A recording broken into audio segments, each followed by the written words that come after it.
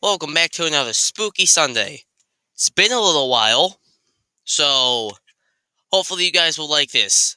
We got 3 scary stories. Don't have it set up on the board yet. Where's my... I always misplace the marker. There it is.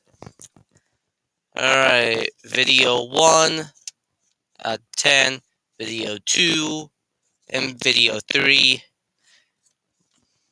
We are going to be ranking them on a scale of 1 to 10 for a scary scale. I don't know if you guys can see the shelves. Can you see my shelves?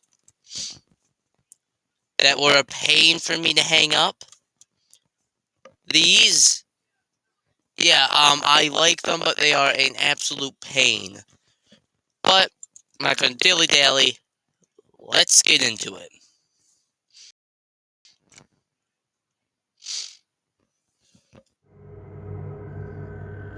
The scariest experience I ever had in a forest was when I was about 14 years old.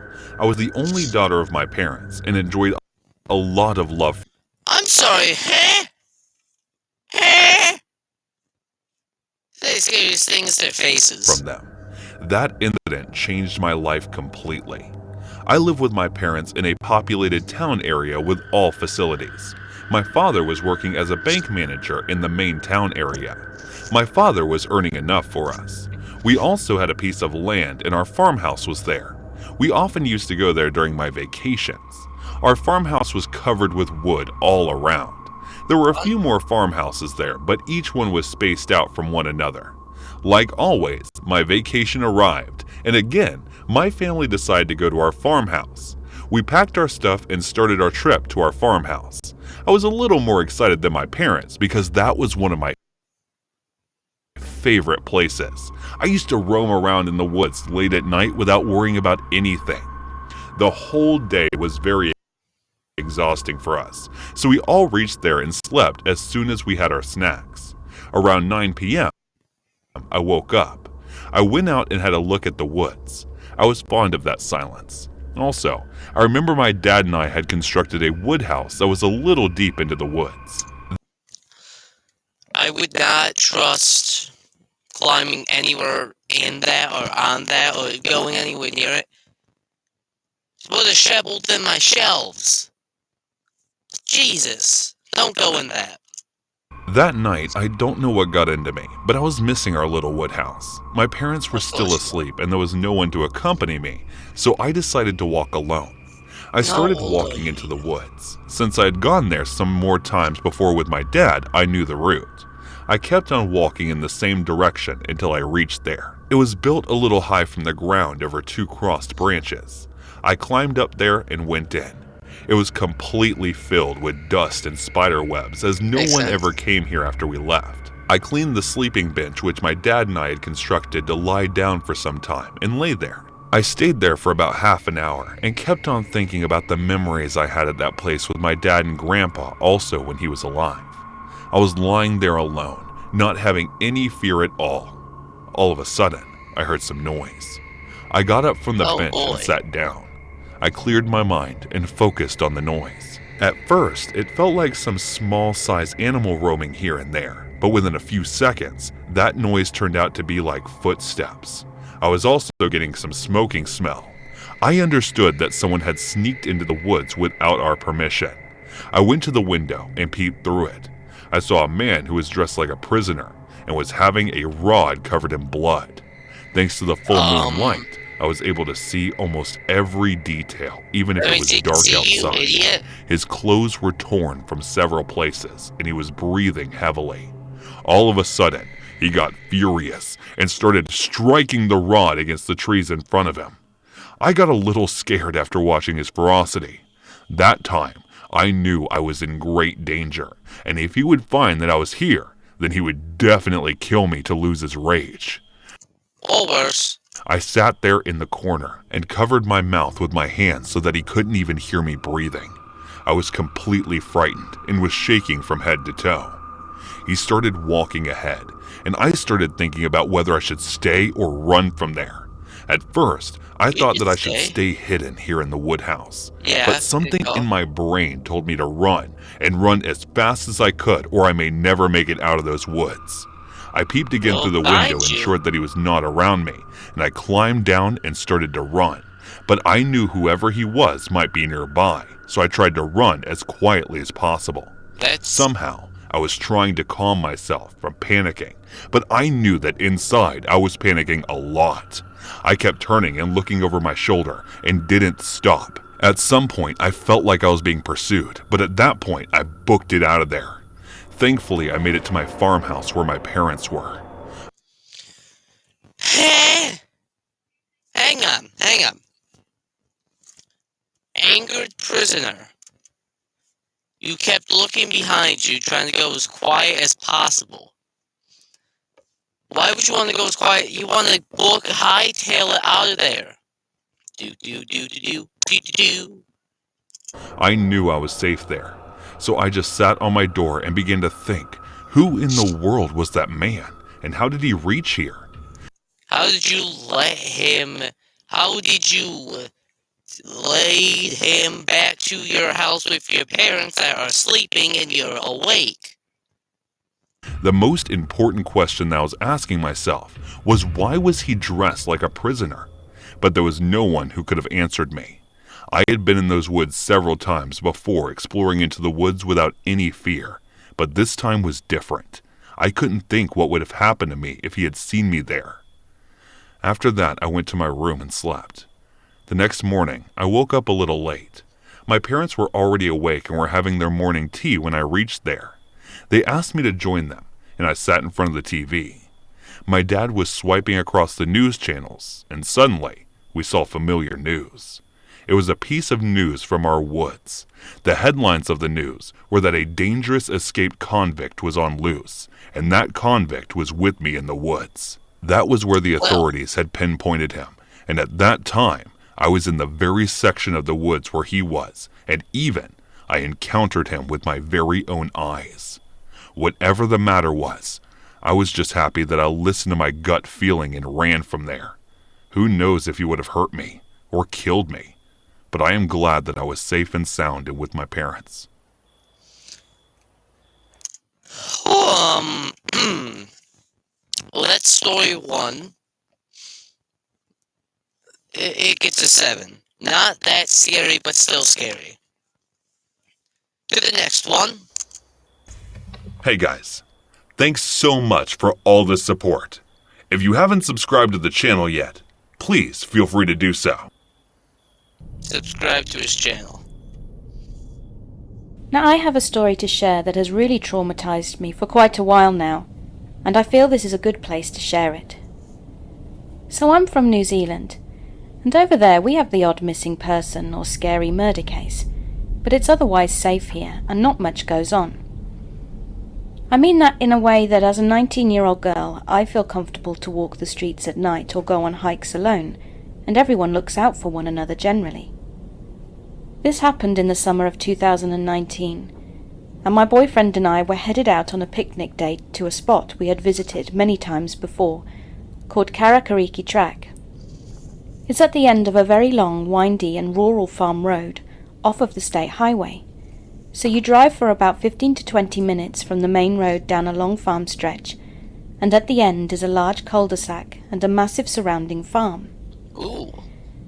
The owners of the farm have left the land kind of open to the public as a reserve, because there are native trees and other things, and because about a 15-minute walk from the cul-de-sac car park there's a small waterfall you can go swimming in. The track is really popular, as it's one of the closest swimming spots to the nearest city, which is Hamilton, and it's really scenic and beautiful. You can cross footbridges and pass by creek beds, etc., and the farmers still go through every now and then to do their work, but there are fenced-off areas that the public can't enter too, as they still actively work the land. So this particular day, my boyfriend and I were really happy, because the parking lot was empty and it was a super hot summer's day, which was really rare. We saw the farmer crossing with his cows through the gate on a quad as we arrived, and he smiled and waved at us. He was an older man, and we had spoken before as we were regular visitors. So we set off towards the waterfall, and crossed one footbridge and passed through a big paddock of cows. Now the track is quite narrow, and the creek is right next to it down a bank, so you have to be careful. We saw the waterfall, decided against swimming as we had no towels, and headed back towards the car park. On our way back we decided to go down a little bit of a steep gravel off-ramp from the track that led to a more private tree-covered area right by the creek. We were kissing and whatnot, and I was laying on my tummy reading a book as my boyfriend was sitting up playing on his phone, rubbing my back and playing with my hair. We were there for about 10 minutes before I turned and glanced up the gravel path. Way up even further on a hill through one of the farmers' gates, I saw a big man on a quad bike who I didn't recognize as one of the farmers, as there's only an old couple who work the land. But he was just sitting there, staring at my boyfriend and I. I don't even want to think about how long he had been there before we'd noticed, so I told my boyfriend what I could see, making him turn to look too. As soon as the guy saw we were both looking at him, he opened the gate and started heading down towards us. We immediately got up to leave, as we didn't want to have a conversation with a farmer about us getting freaky on his land, which is what we both assumed would happen. But it was so much worse. This guy came down the gravel track and ran his quad right through the creek. He then left it there running in the water and got off.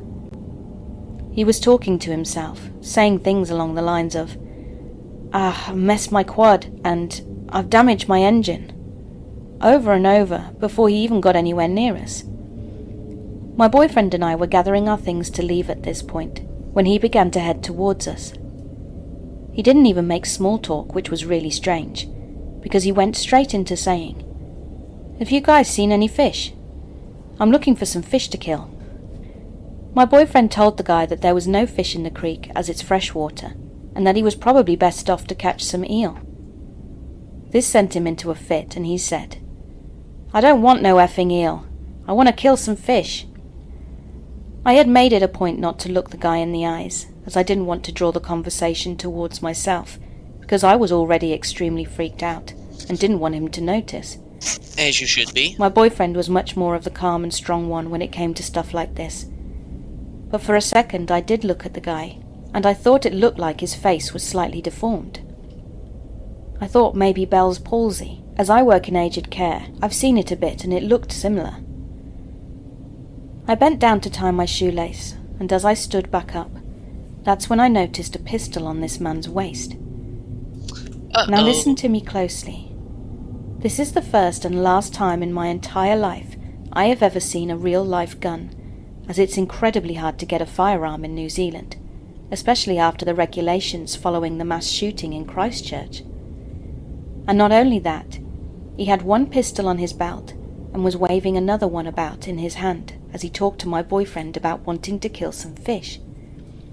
He was aiming it down to the creek every now and again, then swinging it around on his finger.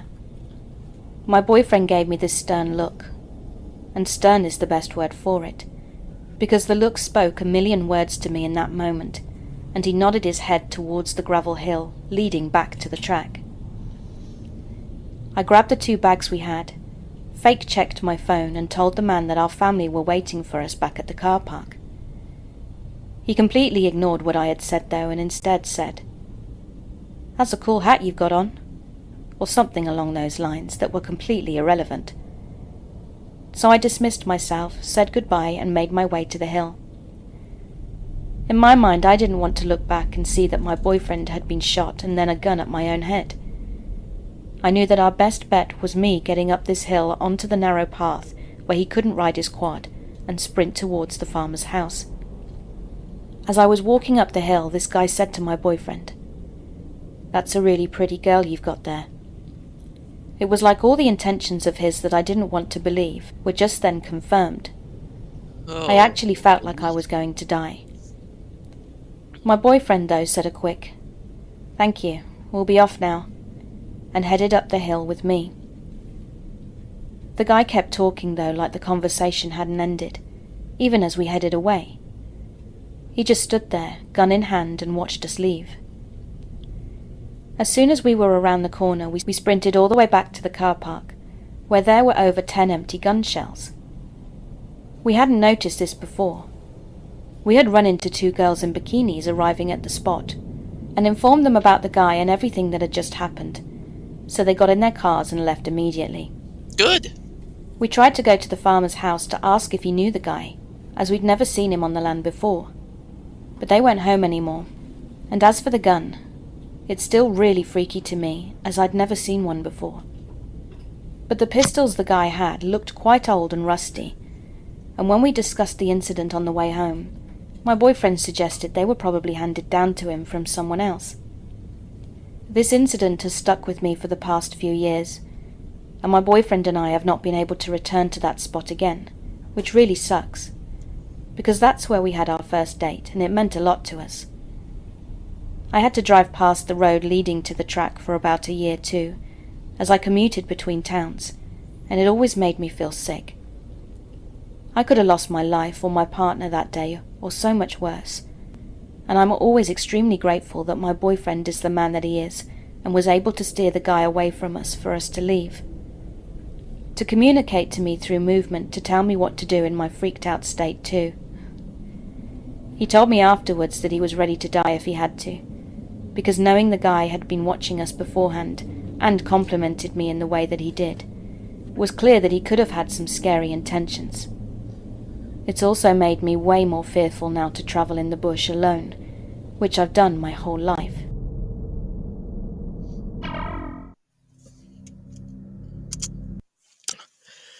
Whew. Okay. I'm gonna rank that one an 8 out of 10. These just keep getting scarier by the load at the moment. And to the third and final one that we will be watching today. Back when I was pursuing my PhD in zoology at the UL Lafayette, I chose to write my thesis on the life cycle of biology of the alligator snapping turtle. This meant I spent an awful lot of time out at the Atchafalaya National Wildlife Refuge, a 1.5 million acre area of hardwood swamps, lakes, and bayous about 30 miles west of Baton Rouge. It's a truly beautiful and awe-inspiring place, but it's wild. One of those areas out in the country that has barely been conquered by humanity. And coming from Chicago, I'd never seen anything quite like it. But as much as I had come to love Atchafalaya, I had one of the worst experiences of my entire life whilst lost in the swamps there. An incident so intensely terrifying that I had to put my studies on pause for a matter of months in order to recover. Well, I decided to write down what I went through as a form of cognitive behavioral therapy in the hopes that it will help me deal with some of the unresolved traumas that followed me out of the swamps. Whether or not it will actually help, I can't tell just yet, but I sincerely hope it does, as frankly, I've been unable to be completely happy or content in myself since it happened. So without further ado, this is my story. It all started the morning my research partner and I were supposed to drive out to Atchafalaya for a long day of study and observation. The weather had been absolutely abominable over the previous few weeks, and we picked a time during what appeared to be a brief break in the rainy season. It might be the only period for weeks where it would be feasible to undertake such a research trip, but in the morning we were due to depart, I awoke to a text message saying he was feeling severely under the weather. He apologized, but told me that he wouldn't be able to accompany me. I was disappointed in the extreme, but like I said, the following few days looked like they would be the only time I'd be able to get a sizable chunk of research completed. So as foolish as it was, I loaded up my gear into my car and drove out into the swamps. You idiot. Alone. I drove out to the small town of Plaquemine, just on the edge of Atchafalaya, parking up near a small mom-and-pop joint to get some griots and grits before my hike into the swamps. I was in a pretty bad mood marching in there alone, and I had to carry a little extra equipment since I couldn't spread the load with my research partner. This made the walk out to my preferred observation spot much more tiring than usual. I mean, it's crazy how just a little extra weight can make a long hike like that seem harder. But anyway, I'm on my way out to a place called Upper Flat, a big stretch of water near Little Tensaw Bayou when, all of a sudden, I started realizing that I don't recognize any of the terrain. This was weird, as I'd made this journey like at least 50 times before, too many to really keep track of, but I figured I've only strayed just a little off course and I could find my way back onto my regular trail in no time. No, you won't. It was just a case of finding out which direction I'd move off in and making the appropriate course correction. You're gonna Only die. when I get my compass out, I see the little needle spinning around wildly, like whirling around in a circle like it was being propelled by something. I give it a little tap, shaking it up, but it carries on doing exactly the same thing. It's not like it was a cheap compass either. It was a Suunto KB14, and there's some of the best compasses on the market.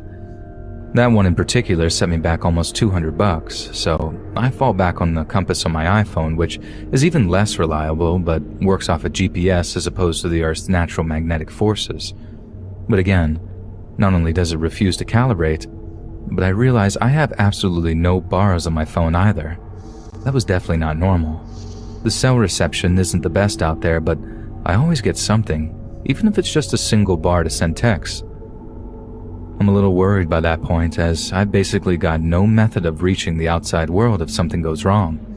But it's either push on and get my day's research done, or walk back the way I came and face messing up my entire thesis. And I don't even know if the way I came will even take me back to Plaquemine by that point. So, I foolishly decide it would be better to push on as opposed to turn back. One of the single biggest mistakes of my life. No, really? So I'm walking for like another hour or so, hopelessly lost in a place I somehow barely recognize when I begin to smell smoke coming through the trees. Campfire. I figured it's some campers or hunters out there, which would be highly unusual for the wet season, but at least they'd be able to point me back in the direction of Upper Flat. I follow my nose as the smoky smell gets more and more intense, until I start to see the smoke itself wafting through the trees. That's also about the time I begin to hear the slow, rhythmic sounds of a banjo being plucked, just out of sight. It's not some jolly Cajun tune either. The sounds are discordant, ominous even, and the hairs on the back of my neck begin to stand on end as I finally begin to see this little wooden shack coming into view. I can see the campfire by that point, and the sounds of the banjo are floating out of a small window in the shack. I'm nervous, but I speak up anyway, calling out hello and asking if anyone is home, even though I knew well that there is. I was just trying to be polite, you know. This angry-looking face appears in the window in an instant, a face I'll never forget. This guy's skin looked like leather, all wrinkled and cracked, while the darkest eyes I'd ever seen started around from sunken eye sockets. He had a beard and mustache, but it was all dark, ratty, patchy hair that made him look more like a kind of vermin than a man. There was some rustling from inside before the guy stumbled out from the shack's door, staring at me from the wooden steps. I apologized for my intrusion, then asked him if he knew which direction I could find Upper Flat.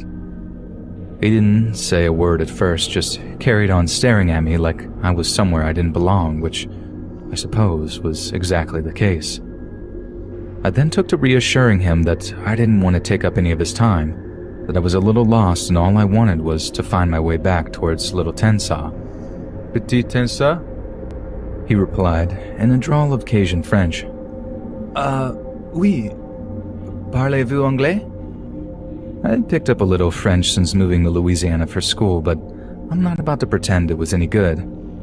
The man just shook his head and then said something that sounded like a question that included the word traiteur. For those of you that don't know, in Louisiana, a traiteur is what they call someone who practices so-called faith healing, and whose primary method of treatment involves what's known on as kind of a laying on of hands, so to speak. An important part of Creole and Cajun folk religion, the traiteur combines Catholic prayer, medicinal remedies, and occasionally voodoo rituals. Or at least I thought they did. I genuinely didn't think that there were any traiteurs left, assuming the practice had long died out, yet apparently not. Traiteur comme, voodoo? No? I asked with a chuckle in my terrible French, trying to be as disarming as possible as to not irritate the man any further. He didn't laugh. He didn't smile. He just got mad. Really, really mad. He started growling things in French I didn't understand, pointing at me accusatorily as he seemed to get angrier and angrier. I started to back off slowly at that point, hands raised in the air as if to say, I don't want any trouble. But somehow that just makes him even more irate.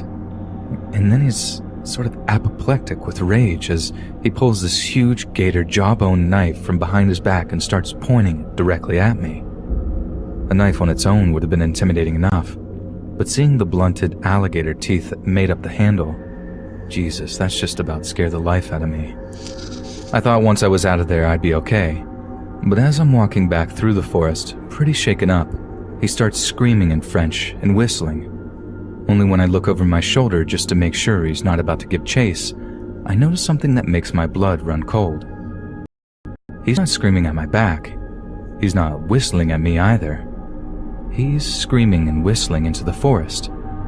It didn't quite hit me at first. I just peered over the back of my shoulder wondering what he was doing. Calling to but other then people. I realized he was calling others. Yep. Telling them there was an intruder or whatever. I tried to move as quickly as I could without running. Don't get me wrong. I was absolutely terrified. But the bayou is not a place to go blindly sprinting among the greenery. Aside from gators and occasional cougar sightings, Louisiana is home to the cottonmouth snake. Although it's not outright deadly, their venom contains an anticoagulant, meaning the wound won't clot. Cottonmouth bites have been known to be fatal and without treatment, certainly require amputation. So, I'm sort of jogging and bounding my way from the shack as fast as I can, keeping my eyes on the ground so I don't get myself bitten. I go for about 20 minutes or so until I'm happy I'm far enough away from that angry Cajun to resume my walking pace. I felt exhaustion setting in at that point too. I'm sweating through my clothes and I am completely and utterly lost. My compass and phone still aren't working at all, and the further I walk, the more I'm panicking that I'm not going to be able to get out of the swamps by sundown, in which case I would be really screwed. But just as I'm starting to feel relatively safe, I hear something like a twig snapping behind me, before I get this horrible feeling in my gut like someone is actually following me. I do a quick 360, making sure I can't see anyone, which I don't.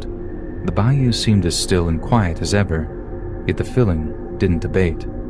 I'm still convinced that someone is out there just beyond my vision, watching me with unseen eyes. Well, that would make sense. I start moving more quickly again, bounding through the trees until I'm almost certain I can hear the sounds of a car driving in the distance.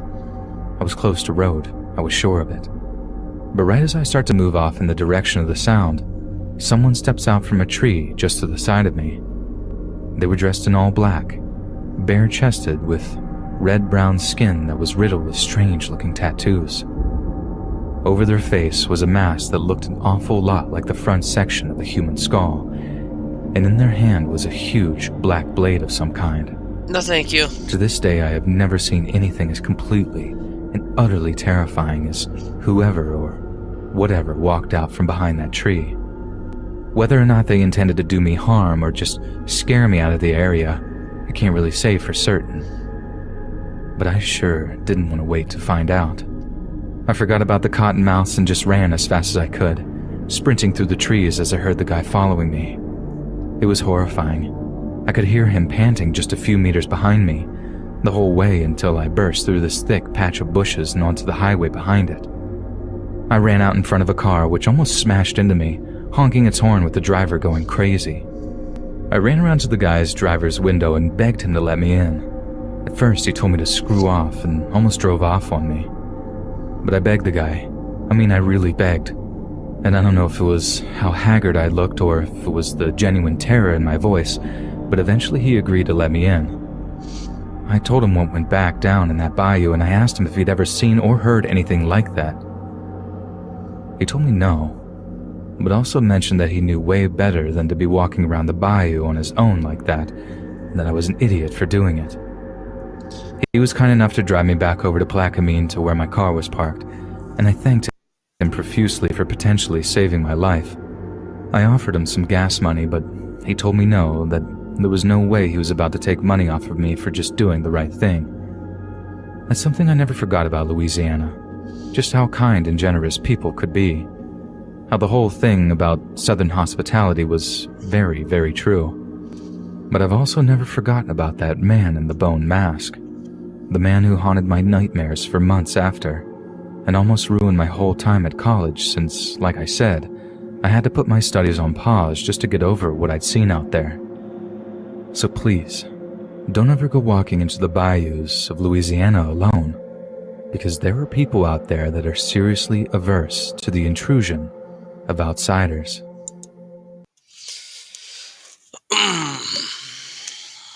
That's gonna be a 11 out of 10.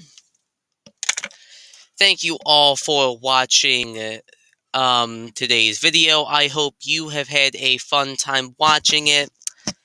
And without further ado, I will see you all in the next one. Bye-bye!